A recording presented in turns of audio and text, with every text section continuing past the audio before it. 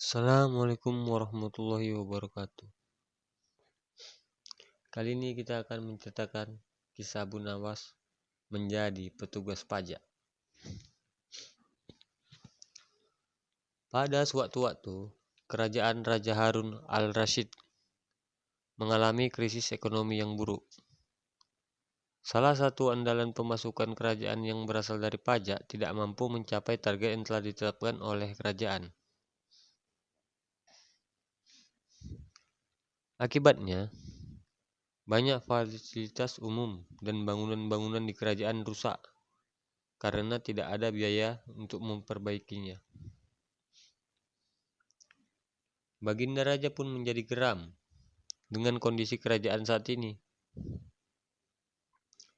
Padahal, kerajaan telah beberapa kali memperluas wilayahnya karena berhasil memenangkan perang. Bagaimana tidak? Kerajaan telah beberapa kali memenangkan peperangan dan memiliki wilayah makin luas. Akan tetapi, krisis malah muncul dari masalah pajak. Karena kondisi ekonomi kerajaan yang sudah semakin krisis, Baginda Raja pun mengadakan pertemuan besar dengan seluruh menteri dan pembantu kerajaan.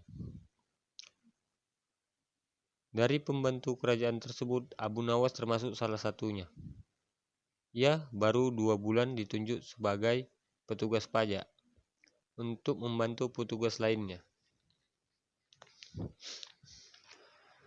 Seluruh menteri dan para pembantu kerajaan sudah hadir dan berkumpul di pendapa istana dengan membawa berbagai kertas laporan sesuai bidangnya masing-masing. Kertas-kertas laporan itu sangatlah banyak hingga ada yang berserakan di lantai. Baginda Raja memasuki ruangan dan mulai berkata, "Bagaimana mungkin banyak infrastruktur di kerajaanku ini rusak tanpa perawatan? Kenapa hasil pertanian bisa sangat menurun? Padahal tanah di kerajaan ini cukup subur untuk bercocok tanam. Apa yang kalian lakukan selama ini untuk membantu kerajaan?" bentak sang raja geram. Semua yang hadir hanya bisa terdiam. Tidak bisa menjawab apa-apa selain menyerahkan tumpukan-tumpukan laporan pekerjaan mereka masing-masing. Baginda yang sedang naik pitam akhirnya merobek-robek dan melempar kertas-kertas laporan itu.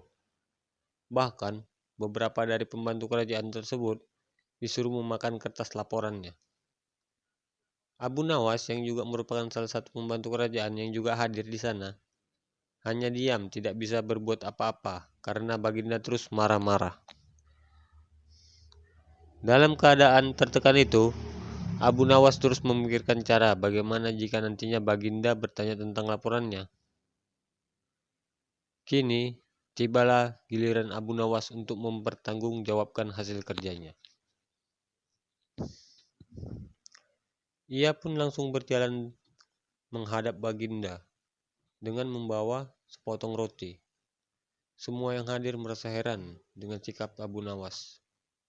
Bagaimana bisa di saat kondisi sangat tertekan seperti sekarang, Abu Nawas malah membawa sepotong roti ke hadapan Baginda. Baginda pun langsung berkata, "Wahai Abu Nawas, apakah dirimu akan menyuapkanku dengan roti itu?" bentak Baginda. "Bukan Baginda, bukan begitu Paduka Raja yang mulia. Laporan pekerjaan hamba sesuai tercatat pada roti ini," jawab Abu Nawas dengan santai. "Apa maksudmu? Apa engkau mau mempermainkanku di saat seperti ini? Atau kau mencoba berpura-pura gila lagi di hadapanku?" bentak Baginda semakin geram. "Paduka yang mulia, usiaku sudah cukup lanjut. Aku tidak akan kuat memakan kertas-kertas laporan yang nantinya Baginda sobek dan menyuruhku untuk memakannya. Jadi hamba memindahkan semua laporan itu pada sepotong roti ini, jawab Abu Nawas. Pesan Abu Nawas tersebut sangat halus, tetapi sangat menusuk. Baginda pun tersadar jika ia harus lebih bijaksana memimpin kerajaan. Juga bijaksana bersikap terhadap bawahan. Semua orang pun diminta untuk pergi dan pertemuan dilanjutkan esok harinya dengan kepala dingin dan tanpa tekanan. Dengan itu, puncak masalah pun lebih mudah ditemukan, begitu juga penyelesaiannya. Selanjutnya, kisah Abu Nawas malu kepada pencuri. Meski hidup sederhana, Abu Nawas dikenal memiliki kebun dan ladang yang luas. Karena kesederhanaannya itu, ia tidak pernah memperlihatkan gaya hidup yang mewah, layaknya seorang yang memiliki banyak tanah. Ia banyak memanfaatkan harta dan rezeki yang ia dapat untuk membantu orang-orang miskin di sekitarnya. Kesederhanaan Abu Nawas juga ditunjukkan dari rumah yang dimiliki bersama keluarganya. Di sana, tidak ada barang-barang berharga ataupun barang mewah seperti yang dimiliki para saudagar atau tuan tanah lainnya. Meski di rumah Abu Nawas tidak terdapat barang-barang berharga, entah kenapa seorang pencuri meringsek masuk ke rumahnya untuk mengambil barang-barang berharga yang entah ada atau tidak di rumah Abu Nawas. Diam-diam pencuri itu masuk, memulai dari jendela belakang rumah Abu Nawas. Abu Nawas yang kebetulan berada di rumah saat itu terlihat sangat kaget. Ia lalu diam-diam bersembunyi agar tidak diketahui pencuri itu. Abu Nawas terus mengawasi pencuri itu yang sudah masuk menuju ruang tengah rumahnya. Tanpa menunggu lama, si pencuri langsung beraksi mencari-cari barang berharga di rumah Abu Nawas. Pencuri itu mengaduk-aduk isi rumah Abu Nawas dengan mulai mencari-cari di segala sudut ruangan. Hati Abu Nawas pun semakin risau melihat si pencuri yang mulai mengobrak-abrik setiap ruangannya. Tapi bukannya menyergap atau berteriak minta tolong, Abu Nawas malah pergi bersembunyi dalam sebuah peti di ruangan lainnya. Sampailah si pencuri di ruangan tempat Abu Nawas bersembunyi. Si pencuri kemudian tertarik melihat ada sebuah peti yang lumayan besar di ruangan tersebut. Ia berpikir pastilah di situ keluarga Abu Nawas menyimpan harta benda berharga mereka, pikir si pencuri. Ia kemudian bergerak menghampiri peti itu. Alangkah terkejutnya ia ketika mendapati isi peti tersebut adalah si Abu Nawas pemilik rumah. Pencuri itu lantas bertanya, "Hei, apa yang kau lakukan di dalam situ?" tanya pencuri. "Aku bersembunyi darimu," jawab Abu Nawas dengan malu. "Memangnya kenapa?" tanya pencuri itu lagi. "Aku malu kepadamu karena aku tidak punya apapun yang dapat kuberikan kepadamu. Itulah alasan kenapa aku bersembunyi di dalam kotak ini," jawab Abu Nawas lagi. Mendengar jawaban Abu Nawas, si pencuri pun langsung pergi meninggalkan rumah Abu Nawas. Dengan tangan hampa, ia sangat kecewa dan heran. Kenapa si Abu Nawas yang sering diberi hadiah oleh raja dan juga memiliki kebun dan ladang yang sangat luas, tapi tidak memiliki barang berharga di rumahnya? Pencuri itu akhirnya menyadari jika Abu Nawas benar-benar orang yang sangat sederhana kehidupannya dan suka membantu orang lain yang membutuhkan. Oleh sebab itulah ia tidak menumpuk-numpuk harta. Batin si pencuri. Terima kasih. Selanjutnya, cerita Abu Nawas dituduh mencuri.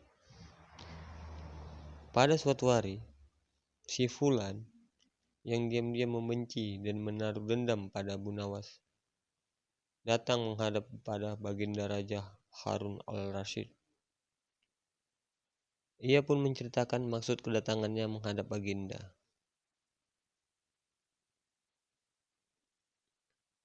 Ampun, Yang Mulia, hamba ingin melapor perbuatan buruk salah satu orang kepercayaan Anda, kata Syekh Fulan.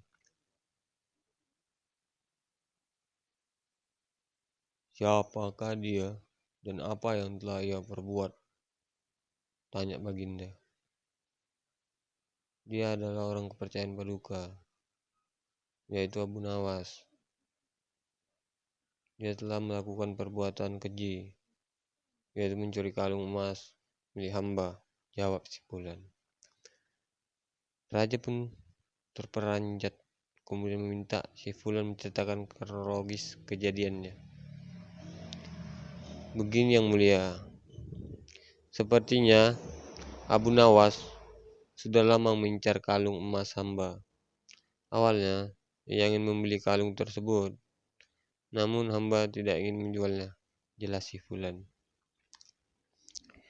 Sebagai seorang yang bijak, Baginda pun memerintahkan beberapa prajurit untuk menghadirkan Abu Nawas ke istana untuk ditanyai kebenarannya.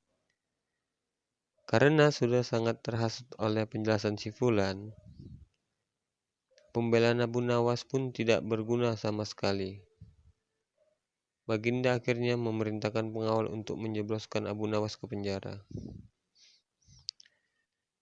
Meski sadar ia pinta, Abu Nawas tidak berhenti melakukan pembelaan. Tidak Paduka, hamba sama sekali tidak mencuri. Untuk apa hamba mencuri kalungnya? Bela Abu Nawas. Baginda kemudian menjawab, buktinya orang ini telah membawa selendang milikmu dan aku pernah melihatmu memakainya, kata Baginda. Abu Nawas memang pemilik selendang tersebut. Namun, sudah 2 hari lamanya selendang itu hilang dan dicuri oleh seseorang. Dia terus berusaha menjelaskan, akan tetapi usahanya itu sia-sia. Karena pada akhirnya ia tetap dijebloskan ke penjara dan menunggu hukuman mati karena terlalu banyak hasutan yang disampaikan si Fulan kepada Baginda. Tetapi Baginda Raja yakin pasti Abu Nawas memiliki cara untuk lolos dari hukuman tersebut. Pada hari selanjutnya, Abu Nawas ke sebuah lapangan untuk dihukum mati. Baginda menanyakan permintaan terakhir Abu Nawas sebelum Abu Nawas dihukum. Dengan tidak membuang-buang kesempatan, Abu Nawas langsung berkata, ampun Baginda, hamba minta bila pilihan hamba benar, hamba bersedia dihukum pancung. Tapi, jika pilihan hamba dianggap salah, maka hamba dihukum gantung saja, kata Abu Nawas memohon. Engkau ini memang orang yang aneh. Saat-saat genting pun masih saja sempat bersenda gurau. Akan tetapi, apapun kelihayan yang engkau miliki tidak akan bisa menyelamatkan keadaanmu sekarang ini, ujar Baginda. Hamba tidak bersenda gurau, Paduka, kata Abu Nawas. Raja pun semakin terpingkal-pingkal dibuatnya. Namun, belum selesai raja tertawanya, Abu Nawas berteriak dengan nyaring. Hamba minta dihukum pancung, hamba minta dihukum pancung, teriak Abu Nawas. Semua orang yang hadir saat itu dibuat kaget. mereka bertanya-tanya kepada Abu Nawas, membuat keputusan seperti itu. Sementara Baginda mulai curiga, ia pun mulai berpikir menelah tentang maksud kalimat permintaan terakhir Abu Nawas tadi. Baginda, hamba tadi mengatakan bahwa hamba akan dihukum pancung. Kalau pilihan hamba benar, maka hamba dihukum pancung. Tetapi, di manakah letak kesalahan pilihan hamba? Hingga hamba harus dihukum gantung. Padahal hamba akan memiliki hukum pancung, lanjut Abu Nawas. Tidak disangka kata-kata Abu Nawas membuat raja tercengang. Baginda pun mulai menyadari dalam hati. Baginda mengakui kehebatan Abu Nawas. Hukuman Abu Nawas pun ditangguhkan mulai saat itu sampai penyelidikan lebih lanjut. Setelah diusut beberapa hari kemudian, barulah diketahui jika Abu Nawas telah difitnah oleh si Fulan. Abu Nawas dilepaskan dari penjara, sedang si Fulan pun ditangkap dan dipenjara untuk waktu yang lama. Sekian. Selanjutnya, cerita Abu Nawas. Tanya 1, jawab 3. Suatu hari dalam sebuah diskusi bersama dengan para murid-muridnya, Abu Nawas tiba-tiba dicecar pertanyaan oleh beberapa muridnya dengan pertanyaan yang sama. Mula-mula salah seorang murid yang bertanya, manakah yang lebih utama? Orang yang mengejar dosa besar atau dosa kecil? Orang yang mengejar dosa-dosa kecil, jawab Abu Nawas. Mengapa? Tanya kembali. Sebab lebih mudah diampuni oleh Tuhan, kata Abu Nawas. Murid pertama puas dengan jawaban Abu Nawas karena ia memang yakin begitu. Kemudian murid kedua menanyakan pertanyaan yang sama dengan sebelumnya di atas.